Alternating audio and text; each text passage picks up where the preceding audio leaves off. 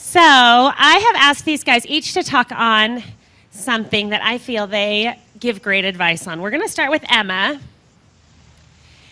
And the question we have for Emma is, what advice do you have helping people transition to social media? So if you aren't on social media yet at all, and you're transitioning over, but while you're building your social media presence, go and find other people that want to use social media. My personal sponsor in the business doesn't use social media at all, but she's really great at finding people that do. So that is my number one tip. Number two, I spoke about it briefly earlier, but it's to know your audience. So when I first joined, I looked at the biophotonic scanner. I thought, that's amazing. I'm going to just go and find loads of personal trainers. I don't know anything about personal training. I don't even really go to the gym that often.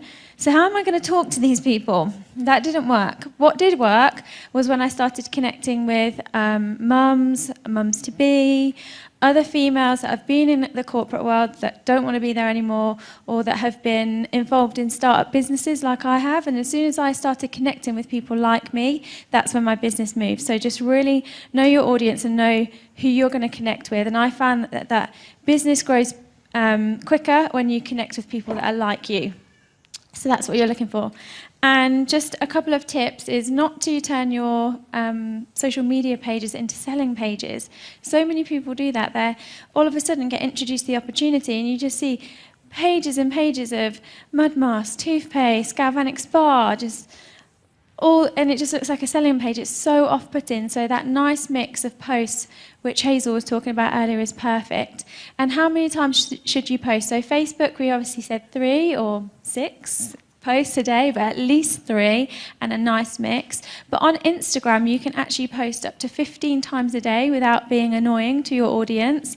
And on Twitter, I think it's an average of 22 times a day you can tweet out. So there's so much scope for this business on social media, and that's just a few of my best tips. Thank you, Emma. So everybody heard what Emma said. Start posting today and make sure that you're posting the stuff about you. Okay, next, Megs. How do you create fun and engaging content in social media? Okay, so one thing I want to point out first to you guys is what I think is really important is that your personality carries your brand.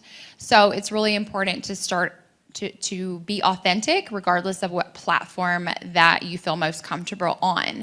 So I focus on one particular platform, although I can repurpose that onto other platforms. So my personality for me works best in short segment videos. And so that's why I have chosen Snapchat as my platform of choice, because I can be creative with products. I can be creative with my puppy, which I have created literally a Snapchat show that is previewed every day on my channel that includes my dog and sometimes new skin products. And people come back every day to watch Churro Time. And what they get with Churro Time is a preview of other things that go on in my life, whether that's a mud mask on Wednesday, because Wednesday is the night that I do mud masks, so people know to come back to my channel on Wednesday night for a mud mask, and that creates that engagement. But just to be yourself and also know that you can use that platform to repurpose on other channels. So for Instagram, for instance, for me, and maybe even Holly here is a Facebook Live expert where she can sit on camera live for hours, and I'm absolutely uncomfortable with that. So you're gonna catch me more so in a quick snippet, sharing something fun or, behind the scenes. I love interviewing total strangers on the streets. I do that all the time, and it's just fun, and it catches people off guard, but it really creates interest with the people that are viewing your story. So like the girl said, it's important to know your audience, and those are the kind of things that my audience loves, but at the same time, they're asking me, what do you put on your face on Wednesday night? Like that's and so that creates a conversation, right? And then from those snippets of videos, I can easily take that, save it to my camera roll, and repurpose that on other channels. For Instagram, a single post of a photo, or a Twitter card, which gets way more engagement than 140 characters, right? Because pictures speak a lot louder than words. And so what you don't want to do is be the same person across all your platforms. Yes, you want to be real and you want to be authentic, but you don't want to create one post and put it on Twitter and on Instagram and on Facebook and on Snapchat, because you're going to be boring and no one's going to want to hear from you again. So Thank you. All right. Next, we are going to, oh, look, I took the mic right away from you, Holly. So Holly is, I need to preface this quickly. Holly was invited by Facebook to come to Facebook Live's public launch. She was Facebook Living at Facebook's launch. Do you guys see what a big deal that is? It's amazing. Our own Holly, who's here to tell us a little bit about Facebook Live. She's also been invited to go out next week again to another Facebook event.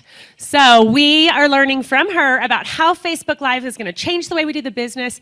And also, I've asked her to share how a blog will fit into our social strategy. Blogs have a very different lifespan and feeling than other places in social media. So she's going to talk about those too.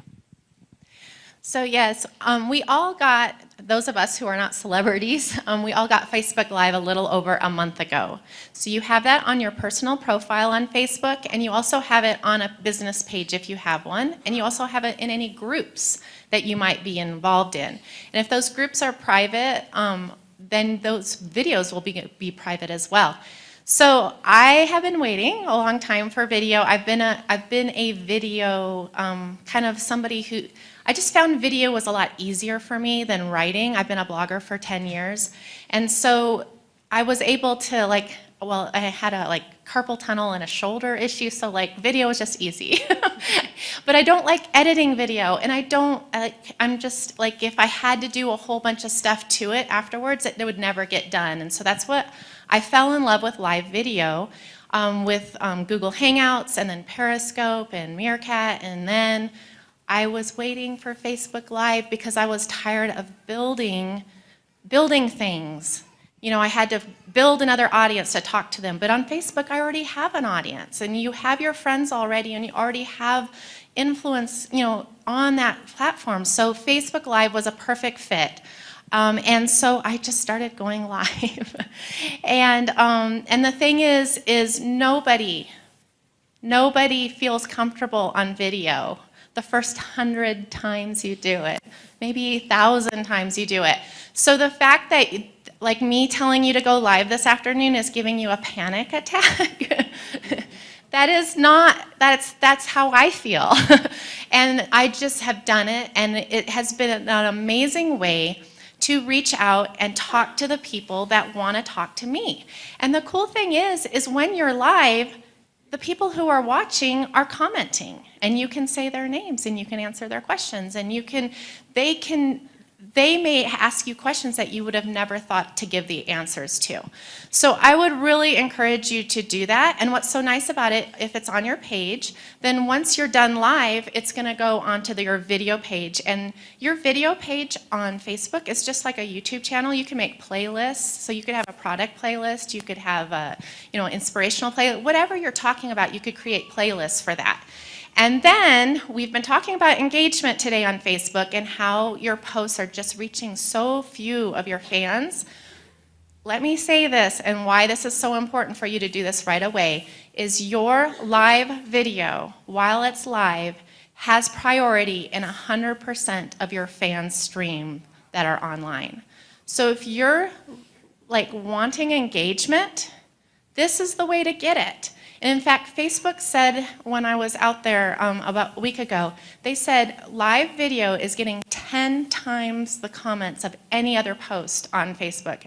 And I actually think it's higher than that from my, I did a live video this morning out, the tulips are gorgeous out there. Just showed the tulips, and I had 360 comments by the time I was done. So those are 360 people who I touched this morning, and that's not even counting the people that watched and just lurked. So there's a power there, and the ability for you to let them see your personality and who you are and be authentic, and it doesn't have to be pretty. It just needs to be done, and you'll get better at it every single time. So I am a blogger, and that's what I've been doing for the last 10 years. And what I love about blogs is it gives you the ability to tell a complete story. So, if you're feeling like, oh, I'm not being able to tell a complete story on Facebook or Snapchat or Instagram, this gives you the ability to kind of combine all those things and embed the different parts that you want to tell. So maybe you embed a video in it. And so if you feel like you haven't been able to tell a complete story, a blog might be a really good thing for you, because you can then keep telling that story over time. And I also feel like if you are a Pinterest person, that a blog is a necessity if you want to combine those, because it's hard to have influence on Pinterest without having a blog to send them to. Holly, I want you to add one more thing. You talked about it this morning about blocking words on Facebook Live. Let's add that piece in. So on your Facebook page, and this is just for anybody with a Facebook page, you might want to do this anyway. You go into settings and into moderation, your page moderation, and you can block words. So for one, I block a lot of the competitors' words. I block words that are not used nicely in the English language or whatever language you're in. And when I get ugly comments, then what I do is I'll go in and take the keywords from that comments and add it to my banned word list in the page moderation. Now what that does is it will, anytime someone uses that word on your Facebook page, their comment will be hidden to everybody except for them and their friends. So they still think they put that ugly comment, but they didn't. So what's nice about that is there is a fear of live that, people will say ugly things to you. I will say I got live at 5 o'clock on a Friday afternoon. I was live at 5:30. My second comment was, "You're so ugly." And I was like, "Thanks, Facebook. That's a nice welcome." So you got to just go with it. And you know what? Ugly is now on my banned word list, and that will not show up again. Thank you, Holly. She is brilliant. Come listen to her Social 101 on this stuff. Rebecca, let's get the mic to you. Rebecca's going to talk to us. How do you balance doing the business face-to-face and in social media? How do you see it different, and how is it the same? So social media is how I was attracted to the business. So back 3.5 years ago, it was attraction marketing through 2 relatives of mine that I reached out to them in person and said, "Will you show me what you do?" So it's kind of come full circle, but I didn't start my business using social media. That's how I came in, but then I built in the traditional format. And then what happened was, as I started to travel, I started to leave my job, I was taking success trips, these pictures were popping up on Facebook, and so I had my network seeing all of this. And so messages started to come in asking what I was doing. So it kind of naturally started to happen, and then about a year ago is when I really started to emphasize using social media and having a point to using it, and not just kind of, oh yeah, Hawaii pictures. So what I've done is, when I get a message from somebody, I will not just go blah, blah, blah, blah, this is what I do, and just respond with that. What I do is I turn around and I ask them questions. What do they do? Where are they from? How long have they done what they've done? Do they see themselves being there for much longer? And really, the point is to find the pain. Why are they asking me what I do? Is it just curiosity? Is it because they want to go on a trip? Or is it they're looking for a replacement income or a change in career? And so when I find that pain, then I will turn the conversation to, okay, would you be open to taking a look at what I do? And when I ask them that and I get a yes, I say, okay, what is a good time and number to reach you? And so then my point is to take it offline and get a phone number. Because my thing is, I like voice to voice, but I also am not the person that likes voice to voice initially. I like building a relationship first, because like you've heard a lot of us are not comfortable face to face with people. And so that's where social media has been a benefit I joked about this earlier this morning, but I was an accountant for a reason. I don't like personal interactions very often. So that's where social media has been a blessing. And so, but I do take it offline once I have established that rapport with that person and I get them on the phone, and then I start the process of an invitation, a presentation, a follow-up with validation. And the phone number is where I have to have that to provide the validation partner at that point. So that's how I've used them together. They are very similar, either or, whether you're offline or online. Like I said, it's an invite, it's a presentation, and it's a follow-up. So you can do it either way. I like taking it offline a little bit. That's what's worked for me, and so far so good. Thank you. Isn't Rebecca great? Okay, Hazel. Just running around the stage here. So Hazel, when you first talk to people in social media about the business, how do you gauge their interests, your 3 types of people? Yeah, sure. Okay, so as you know, I build my business through Facebook, so there's a lot of messages that go on, and I really read into what we're saying. I really take notice of words that they're using. So I look for 3 different types of people. I look for our distributors who want to retail the products. I actually look for distributing executives that have a really good network and they can sell a lot, but they still haven't got them skills yet in to build a business. And then I look for the executive leaders as well. And I can tell by the words that they use. So the distributors usually say the words that I'll try. So when people are throwing I'll try, I know that, okay, so at the moment, they're kind of in the distributor box, if that makes sense. The people that say to me, I'll do my best, I'm like, these are our distributing executives, that they're really going to give this a lot of effort. They're going to get quite far, but they've still got a lot of skills to learn. And when I speak to people that say, I will do what it takes, I know for a fact that these are the key people that I want to work really closely with and we're going to build a fantastic business with. Now, obviously, people do switch and change as they go through their development journey, but they're the 3 types of people that I look for, and there's a reason why we have 2 ears and 1 mouth. You ask the questions and then you listen. Just Rebecca said, you want to find their pain. Why are they asking you these questions? Why do they want to know more? What is it? Because then you can determine where you're going to put them in your categories. And yes, they are going to change, but to start with, that's going to help you in your role with how to get them started, which is probably, I think it's the hardest part actually of this business, is getting people started, because that's where the struggles have always been, because we haven't determined how much information should I give someone. And this way, if they're a distributor, I know I give them basic info. I just give them product info, the tools and where to find things. If they're, a slight step up, then I can start talking to them about the compensation plan. If they really want to go full ahead, then I know that I can overload them with information and they will take the time and the accountability to go through it and set that structure for them. So they're the 3 people that I look for. So what kind of people are you? Are you going to give it your best shot? Are you guys going to do everything you have to do? Yeah, I think so. So we have Ben joining us through Skype. He's at home today. Hi, Ben. Ben's going to talk to us about why it's so important to be authentic in social media.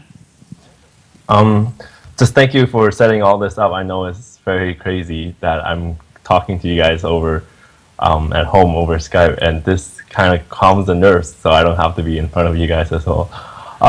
But thank you for setting this up. And being authentic is so important in social media, is because it gives the chance of the people to look into your life, a glance of how a new scheme business person can work. And a lot of the times they have a stick to network marketing and just direct sell, because they're like, oh, I don't want to touch that. But if we can show them through social media, through our life, through Instagram, through live Facebook, we can show them that this is how it's done. It's not what they think or some like stuff that they believe online that they read, but we show them a difference that we can make. And this is very important, because when they meet you in person or they finally join you and join your team, they can relive what they thought they saw on Instagram or Facebook. And a great example from my own experience is that when I was still in Vancouver, a person read my stuff for a year and they didn't follow me, they didn't like my stuff, but they were reading it. Like, they just come back and kind of like checking in and kind of like, hey, is he still doing it? Is he still keeping it up? And after a year, he finally messaged me and he approached me and said, "Hey, tell me more about what you're doing. I'm interested." And through that, like, he was on the other side of Canada in Toronto. So I was able to meet him, and like he ultimately became a Ruby. And the funniest thing is he used the same method to recruit someone back in Vancouver when he was in Toronto.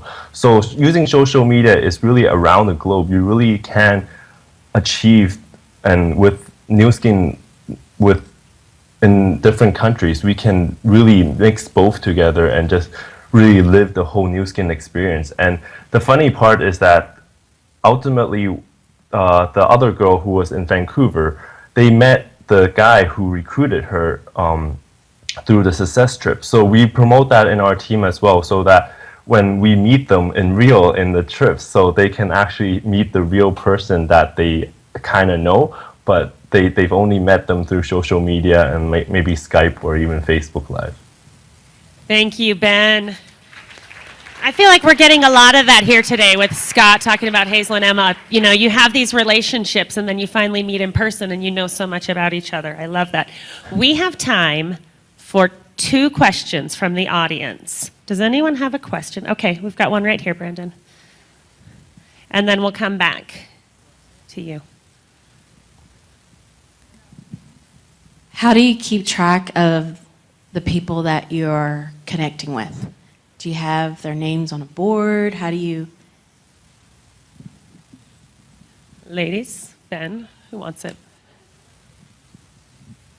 So if I meet somebody that I think is going to be absolutely amazing in the business, but they haven't said yes yet, I never ever count anything as a no. It's a not now, because it means the timing's not right.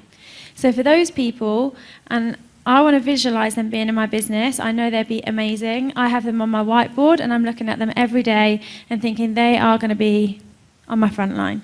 For everybody else, they're on my Excel spreadsheet. Everyone that knows me knows I'm so bad with computers and technology. If I can create an Excel spreadsheet, anyone can. All it has is a list of names down the side and 1, 2, 3, 4, 5, 6 across the top. And in the boxes, it will say what the exposure to the business has been, on what day, and most importantly, what they've said. And if they've given me any key information, like if they've said they've got a holiday coming up, because then I've got a reason to follow up with them and say, oh, hey, how was your holiday? And it, you know, keeping that relationship building rather than, oh, so have you thought any more about that business opportunity I told you about? Because people don't want to be hunted down. We want to carry on building those relationships.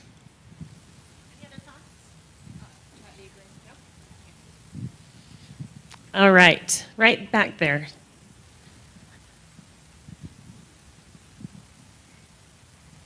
Thank you.